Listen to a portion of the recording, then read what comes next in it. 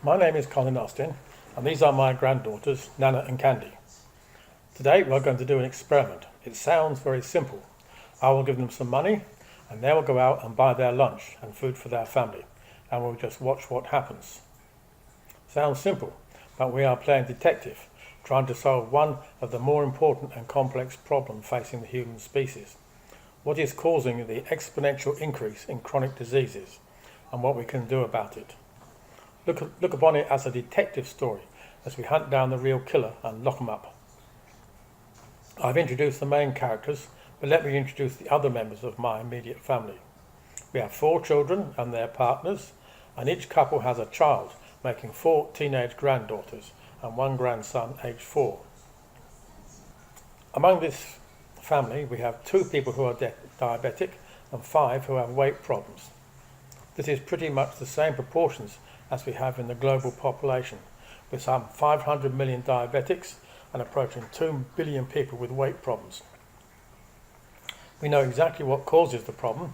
Our gut bacteria controls what type and how much food we eat.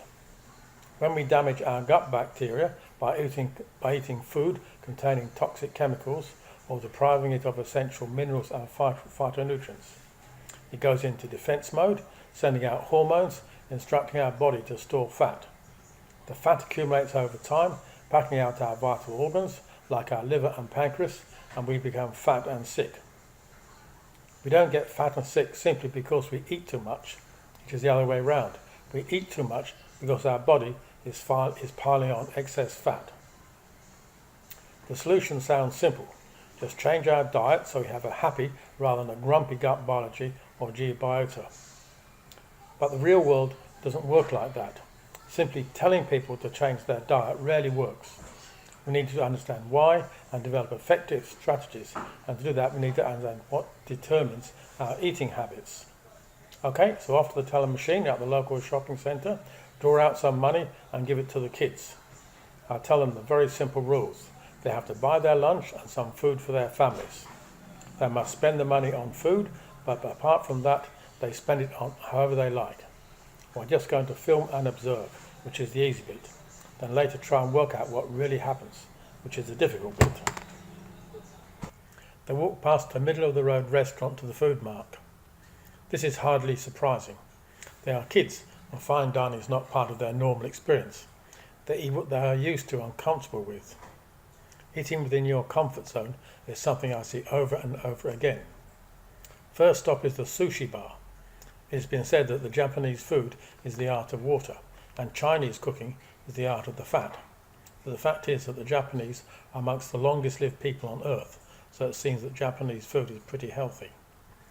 I begin to worry they are going to try and please us rather than buy what they want, but I needn't have worried. Next they go to a Lebanese food stall and buy a huge wrap. It may have a bit of lettuce in it, but it is far from a healthy food. And next they follow up with some highly flavoured milk smoothies, which are springing up all over the place and are immensely popular with teenagers. Now to do the shopping. Again they walk right past a very good fruit and veggie shop, which I know has lots of good produce, and straight into the supermarkets. Older people are used to shopping in specialty shops, but it seems kids are more comfortable in a supermarket. They don't have to talk to the shop people and feel any form of disapproval. They barely pause at the fruit section, just stopping to pick up a tray of strawberries, then just keep on walking to the veggie section. They do spend a bit of time looking at the veggies, but only buy some carrots in a bag. There is a small organic section which has some reasonable looking green vegetables, but it clearly has no appeal to them.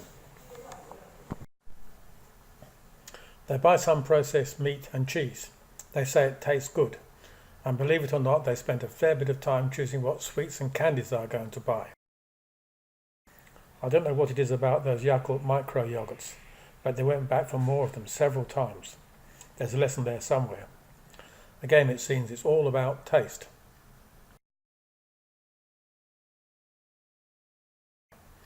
Just look at the grin on Candy's face as she picks up her favourite biscuits.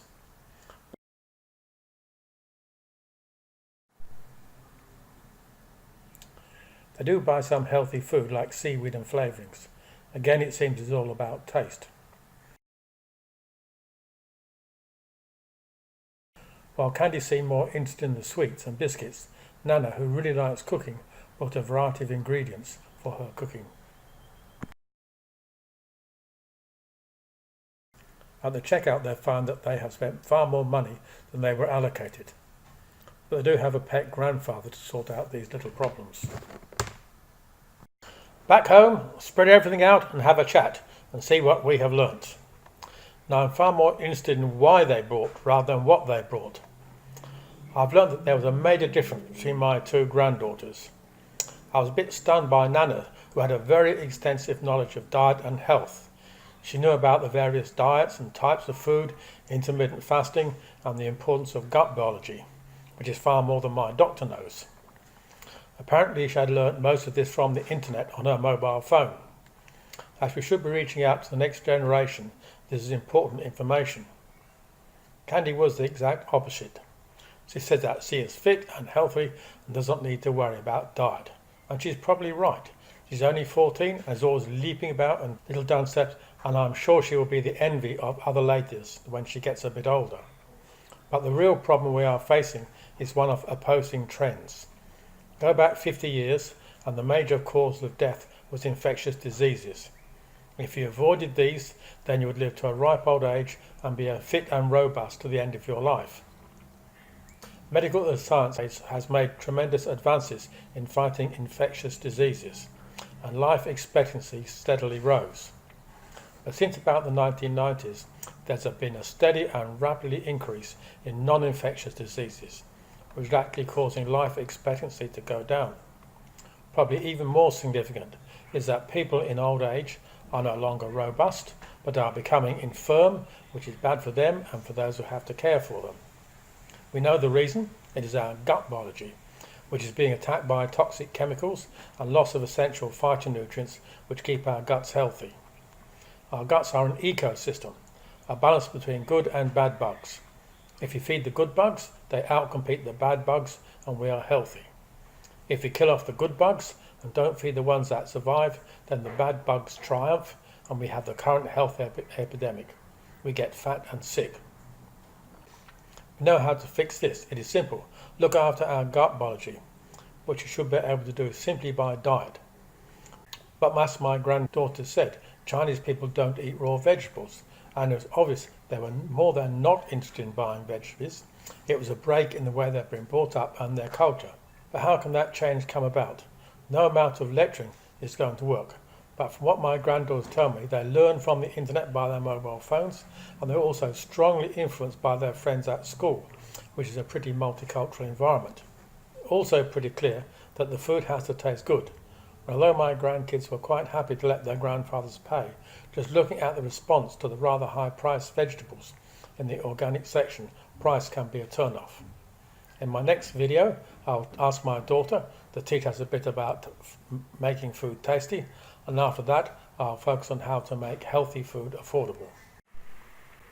The next movie is about how to select and cook so it's really tasty, the best possible food. This is very important, so I suggest you subscribe so you don't miss it. Thank you.